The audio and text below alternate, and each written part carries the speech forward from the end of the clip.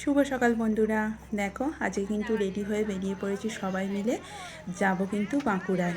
বাঁকুড়ার একটা নতুন বৃন্দাবন মন্দির তৈরি হয়েছে, সেখানেই যাব। তাই কিন্তু বাস ভাড়া করা হয়েছিল, দুটো বাস ছিল। একটা বাসে আমরা সবাই মিলে যাচ্ছিলাম, আর একটা বাসে ছিল অন্যজনেরা। দেখতেই পাচ্ছ এখানে কিন্তু বেশিরভাগটাই আমাদের আমাদের বাড়ির সবাই মিলে যাচ্ছে আর কি, বেশিটাই। আর কিছুজন অন্যজন আছে আর কি। চলো, শুভ সকাল। তোমরা সবাই কেমন আছো? আশা করি তোমরা সবাই ভালো আছো। আমিও ভালো আছি। নতুন একটা ভিডিওর সাথে আবার দেখা হচ্ছে তোমাদের সাথে। আরএন ব্লগে তোমাদের জানাই সুস্বাগতম। আর চলো, দেখো সকাল কিন্তু ভোরবেলা আমি উঠেছিলাম 4:30টার সময়। সব কাজ ফাজ সেরে রেডি হয়ে চান বান করে আর বেরিয়ে পড়েছিলাম 6টার দিকে। আর 6:15-তে বাস ছেড়েছিল।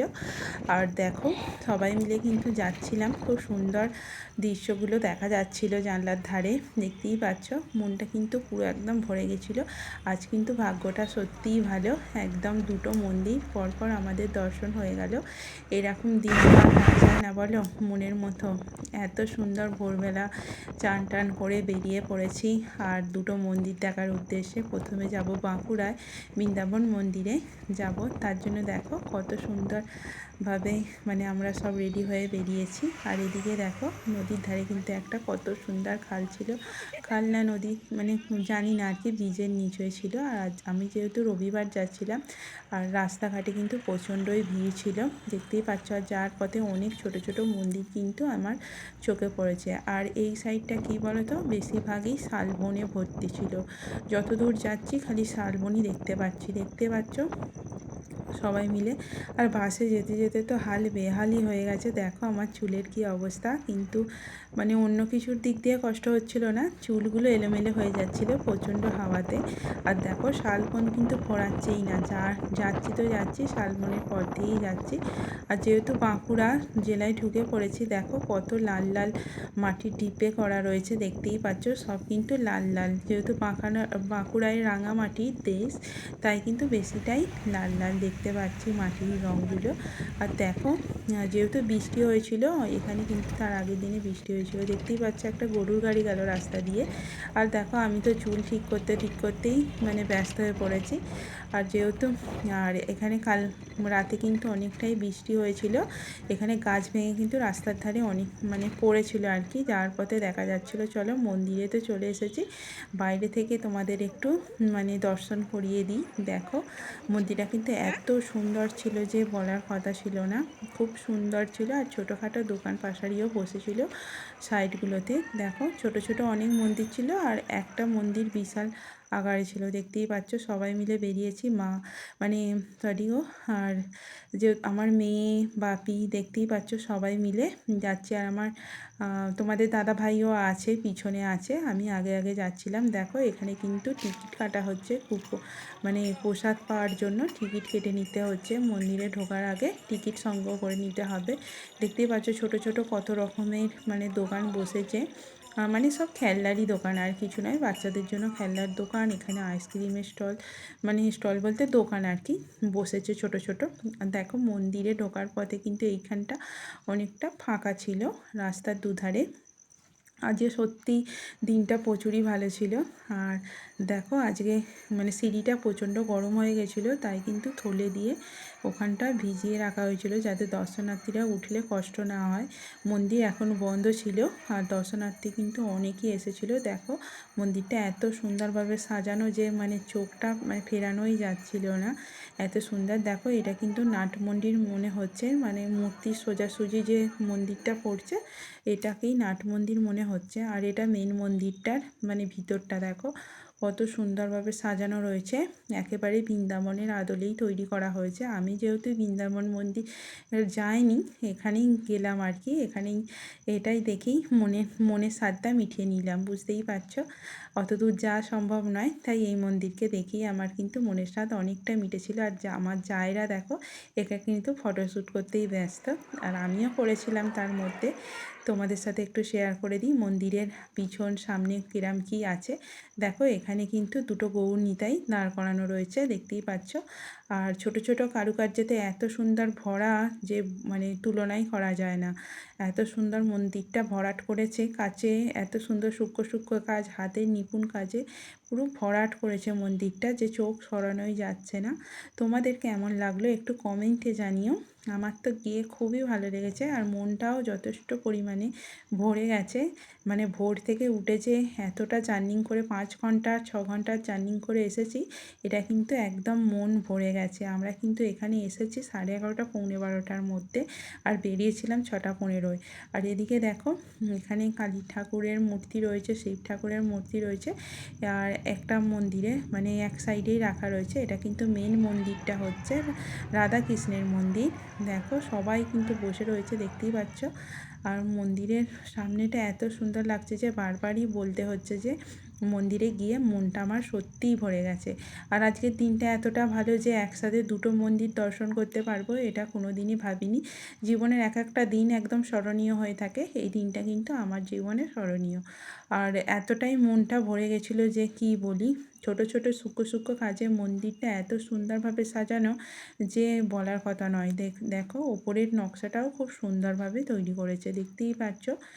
মানে তোমাদেরকেও দেখানোর চেষ্টা করছি, নিশ্চয়ই তোমাদের ভালো লাগবে। চলো দূর থেকে মন্দিরের দৃশ্যটা একটু তোমাদেরকে দেখিয়ে দেবো। তাই কিন্তু মন্দির থেকে অনেকটা মানে দূরেই চলে এসেছি, দেখতেই পাচ্ছ। এই দেখো মন্দিরের চূড়াটাও কত সুন্দর ছিল, দেখতেই পাচ্ছ। মন্দিরটা কিন্তু খুব সুন্দর লাগছিল দূর থেকে, মনটা পুরো ভরে যাচ্ছিলো। আজকে কিন্তু সত্যি সত্যিই আমার খুব ভালো লেগেছিল গিয়ে। মানে রবিবারটা যে এত সুন্দরভাবে কাটবে এটা কিন্তু আমি ভাবতেই পারিনি। দুটো মন্দির একসাথে দর্শন করেছি। আজকের দিনটা আমার জীবনে অনেকটাই স্মরণীয়, আমার তো খুব খুশি লেগেছে। জানি না মানে প্রত্যেক দিনে তো এত ছোট ছোট খুশি পাওয়া যায় না। আর এখানে দেখো অনেকটা গইলে ঘর মানে গরু রাখা হয়েছিল, সেগুলোই সবাই মিলে দেখা হচ্ছিল। দেখো ছোট ছোট কাজগুলো তোমাদের সামনে তুলে ধরছি, দেখতেই পাচ্ছ। আর এখানে কিন্তু রাধাকৃষ্ণের দল, মানে রাধাকৃষ্ণ দাঁড়িয়ে আছে আর সখীদের দল আর কি নাচানাচি করছে সেটাই। আর এখানে কিন্তু হরিনাম মানে ঠাকুরের যে নাম কীর্তন সেটাই শুরু হয়ে গেছে, কারণ আরতি চলছিল।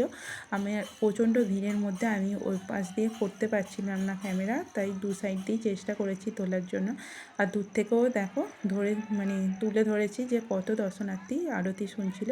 আর এদিকে দেখো ঠাকুরেরও দর্শন একটু করিয়ে দিলাম, দেখতেই পাচ্ছ। রাধাকৃষ্ণের মন্দির মানে মূর্তি রয়েছে। আর এখানে মানে নাট মন্দিরে চলে এসেছে, ওখানে পুজো তো হয়ে গেছে, আরতি হয়ে গেছে, এখানে নাট মন্দিরে চলে এসেছে একটু হরিনাম কীর্তন করার জন্য, দেখতেই পাচ্ছ।